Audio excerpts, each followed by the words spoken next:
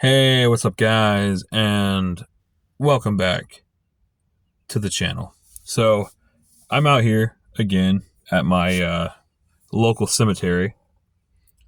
It's one of a few different cemeteries in my area. I like to come here, like I stated in other videos from time to time, because it is, it's quiet, it's peaceful, it's relaxing. Um, I know it might seem odd to some people that I choose to spend some of my free time hanging out and chilling in a cemetery. But that's just who I am, what kind of person I am. Like I said, even as a kid, I've always been attracted to and always been a fan of, you know, horror movies, spooky, supernatural, unknown, mysterious, creepy type stuff. You know what I mean? I've always been a fan of all that stuff for as long as I can literally remember. You know what I mean? Um, if you want to call that like a goth thing, I don't know. I like dark, mysterious music as well, um, but not only. I listen to a pretty wide variety of different music. You know what I'm saying? Um, but yeah, I like spooky, supernatural, paranormal, all that stuff. Always had ever since I was a kid. You know what I mean? So I don't know. I find cemeteries peaceful, relaxing. Now, I was trying to do a video here the other day in like the last video or so. I was eventually able to finish that video, but not without interruptions. So, like I said, it's a cemetery. It's supposed to be quiet, peaceful. People are supposed to be able to come here in peace and pay respects to their loved ones and family members. Obviously, it's a quiet place. It's supposed to be, supposed to be a safe place, right? And I was filming my video because I'm not doing anything here. I'm not disturbing anybody or breaking things or vandalizing. I come here, I sit in my car, I film videos. I'm respectful of the surrounding environment. I don't do anything. But I was trying to film a video here the other day, and a couple of literally like grown ass men in their like at least in their 40s or so. A couple of men in their 40s decided that they wanted to ride dirt bikes and four-wheelers through the cemetery. So I had to deal with that interruption the other day. That was lovely. It's like, do people literally have no respect? I mean, you're not even allowed to have dirt bikes or four-wheelers in here at all. Some people are just disrespectful and ignorant, unfortunately. Today, though, seems to be shaping out to be a pretty good day in comparison. And I don't know. There's just something about today, and I can't quite figure out what it is. I woke up this morning, and I don't know, for some reason I was feeling pretty good. I showered, I ate breakfast, and I don't know, just in a really good mood today for whatever reason. I have no idea. And I decided to come here and jump on here and shoot a little video for the channel, I guess. I don't know, maybe it's part of the daily vlog. I'm not really sure. I don't know. I had this need to get on here and film today. It was weird. Can't really explain it. I don't know. But I feel great. I'm in a really good mood for whatever reason. And I wanted to talk about a few things while I was here. So, first off, my 3-piece cranks, they're 2-piece cranks.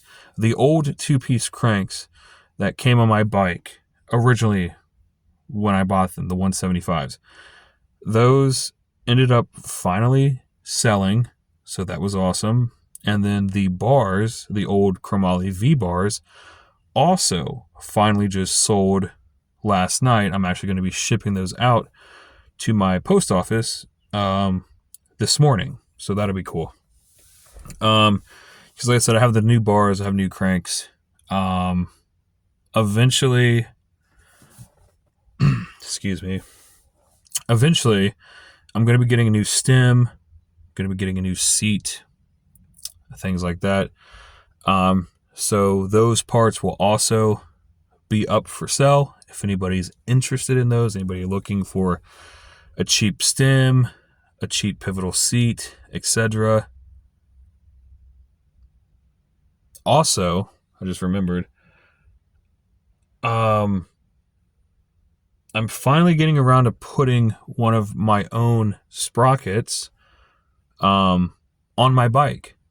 Finally. I'm surprised it took so long, but better late than never, I suppose. Because I made a post on our Facebook page saying that we was going to do a celebration type post when I've sold my 100th sprocket, right? If you guys remember that post. Well, it turns out that I've been so busy and wrapped up in just packing and shipping that I've just completely lost track of time. And we've actually far surpassed the 100 sprockets. And I don't know the exact number off the top of my head. I'd have to go look that up again. But we have sold a little over 140 sprockets so far. So we have definitely succeeded the 100 mark. I just have gotten so busy, lost track of time, forgot to make the post. So we're a little over 140. So what I decided to do was I'm taking that 100th sprocket and it is actually going on my own personal bike. So that'll be cool. And then obviously the sprocket that comes off will then also be for sale. So if anybody's looking for one of those, hit me up. Let me know. Other things I need to get to is I got to get a better chain for this bike. Probably a Shadow Conspiracy interlock, like half link chain more than likely. I also have new rims and hubs eventually, actually. That's going to be going on the bike as well. I am building a set of Merit Battle rims is actually what I'm doing. Merit Battle rims in purple. So that will be interesting. Now here's the thing about the Merit Battle rims real quick. So the Merit Battle rims they're still a 6,000 series aluminum. They're not a 7,000, like a G Sport ribcage or like the Odyssey. I'm trying to think what they are. The Odyssey Hazard Lights or the 7KAs or something weird like that. It's not like those rims, but here's the thing. It seems like 80-90% of all your normal double wall rims on the market are mostly all 6,000 series aluminum, right? But it would appear that out of all the different 6,000 series aluminum rims, the Merit Battle rims definitely look like one of the strongest options in the 6,000 series category because they still feature a welded seam. It's not a pinned seam like on some of the cheaper rims. And it's got some heft, dude. It's got some material on it. It is not a flimsy rim by any stretch of the imagination. The Merit Battle rims look extremely capable to handle abuse and stress. So I feel pretty confident in that decision for those. The only thing that I haven't quite figured out yet is what hubs am I running? And I feel silly because I completely missed out on a chance to get Stranger. Stranger had a set of hubs called the Ballast hubs, and unannounced to me, I guess there for a limited time, you could go get the Stranger Ballast hubs heavily discounted on Stranger's website. I had no idea. It like the rear cassette hub was like $160, $170 hub, right? And it was marked down to like 80 or $70 or something, like marked that heavily down. But I went to the website and all of the right-hand drive options are freaking sold out. So that was a kick to the face. Unfortunately, I can't believe I totally missed out on that discount because Powers BMX still had a Stranger Ballast front hub in stock. And I was going to get it, but I can't find a Ballast rear hub anywhere for the life of me. And I really didn't want to mix and match different hubs. If I have to, then I will, but it definitely wasn't like my preferred thing to do. So I don't know. Other hubs I'm looking at are the Odyssey C5 hubs, the G Sport rollaway hubs. I was looking at the Profile Minis, but I'm trying to not have to get up into that price point of the profiles. You know what I mean? So I don't know. I'm not really sure where I'm at right now. But as soon as I figure out what hubs that I want, I guess I'm just going to have Powers build them. God, excuse me. I guess I'm just going to have Powers, build the wheels for me, or something. So, I don't know. Still trying to figure stuff out. There was one weird incident that I do want to briefly talk about, unrelated to Powers. It's actually in relation to Albies, of all shops, Albies. Now here's the thing. I have absolutely nothing against Albies, like at all, right? So far, all of my interactions and experiences with Albies have been positive. You know what I mean? So here's the thing. I bought a set of tires, the GT Pool tires from Albies in the junk food sidewall, like colorway, whatever you want to call it. And I got to what I believe to be defective tires, like deformed tires. And here's the thing. I have been riding BMX since like 2007. Okay. So for people to message me and say, "Are you sure you installed them correctly?" To think that, that I don't know how to install a tire correctly on a bicycle is a huge insult to my intelligence. Like I said, I've been riding since 2007. How many tires do you think I've installed? So for somebody to say that, "Oh, you probably installed a tire wrong," that's a huge insult to my intelligence. Like, it really is. That they would even question, that anybody would even question that right? So I just wanted to clear with that. If anything, I just wanted to clear that one thing off the board. Yes, I know how to install a tire. Okay. Yes, I know how to lubricate the tires and do a proper install. No, the tire is not catching. The tire's not catching. The tire is not getting stuck in certain spots. The inner tube is not getting stuck. Everything was 100% lubricated up as it should be, and it was all properly installed and inflated correctly. Okay? So, here's the thing. The GT pool tires, at least the ones that I received, they're out of round.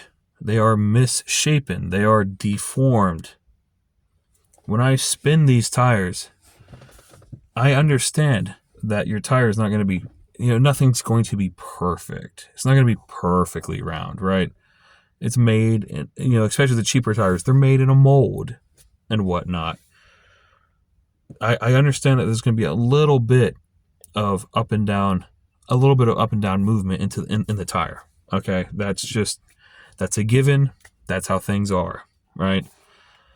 But when you have a tire that is so out of round that it's literally going like this when you are riding the bike, like you're riding the bike down the street and it's literally lifting you up and down on the road. Like literally you can feel it in the tires. Like that's how bad it actually is. And I know, because I sent them a video, right? I sent Albies a video. I feel like this is one of those things where, like, it doesn't look as bad in the video as what it actually is in person. And that's what I think is happening here. I don't think the photo or the videos are doing it any justice. I think it's making it appear to not be as bad as what it actually is. Because in person, I can tell you, it's a lot worse than what it actually looks like on film. The tire is just tons of high spots, low spots in the tire, right? It's not improperly installed. Like I said, I've been doing this for an extremely long time. I know how to install tires correctly. Okay? It's not that. It's not that. I hate that that's the first thing that people are saying. That's not what happened, guys. Okay? Have you ever ridden on a pair of tires that lift you up and down on the ground when you ride the bike? No, probably not. You know what I mean? And here's the thing. Even for a cheaply made tire, you would think that the bare minimum that a tire can do is roll you down the street flat. That should be the minimum requirement of a tire.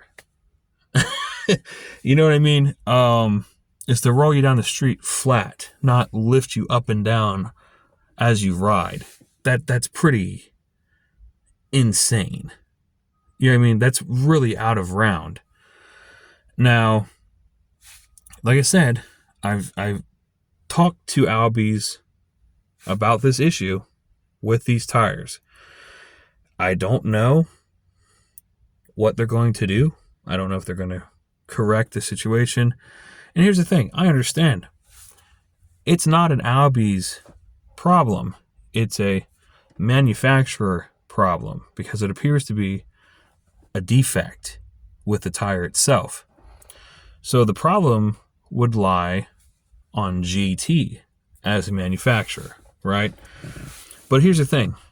Even as the shop that sold the defective part, that shop should still have some sort of obligation to the customer to correct the issue. You know what I mean? Especially if you've sold me a defective part. I mean, you can't just say, not that they said that, you know what I mean? They didn't say this, but in the scenario, you know what I mean? It's like, you can't just tell a customer, essentially, you're on your own. This is your problem to worry about. You can't say something like that. You know what I mean? And they haven't said anything like that yet, and hopefully that they don't try to go down that route. But here's the thing: it's like you can't just sell someone a defective product and essentially say that you're on your own to deal with it. I mean, you're the ones that sold it to me. There should still be some sort of obligation from, you know what I mean, from company to consumer. There should be some sort of obligation there to that customer to want to make that situation right. You know what I mean? Here's the thing. We're not trying to get free tires or anything here, right? Even if it's something where, like, I send these tires in, I take the money that I paid towards them, and I take the difference and I put them towards a different set of tires, and we pay the difference. I'm cool with something like that. That doesn't bother me at all. Or if we want to try, because here's the thing, it's like, I don't really know if I want to try another set of the exact same tire because I don't want to keep running into the same issue if it's like a bad batch. I would rather get a completely different tire. You know what I mean? Probably try to switch over to a better tire anyway, like a folding tire, better, higher quality, lighter weight tire would probably be the preferred thing to do anyway. I don't know. But like I said, we will see how the situation progresses, how they choose to deal with the situation at hand, if they are going to remedy the situation, make things right. I don't know. One can only hope, obviously, fingers crossed, that they will fix this. I don't know. Time will tell, I suppose, is all we can really say. But that's going to do it for this video update. Going to go ahead, jump off here. See you guys in another video.